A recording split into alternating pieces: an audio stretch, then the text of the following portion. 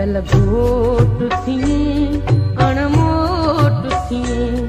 छलगोट थी अणमोट थी अमड़ इह आस जी जल इह आस अमड़ इह आस जी जल इह आस अमड़ इह आस जी जल इह आस अमड़ इह आस जी जल इह आस छलगोट थी अणमोट थी छलगोट थी अणमोट थी जी जल इह आस अमड़ इह आस जी जल इह आस अमड़ इह आस जी जल इह आस अमड़ इह आस जी जल इह आस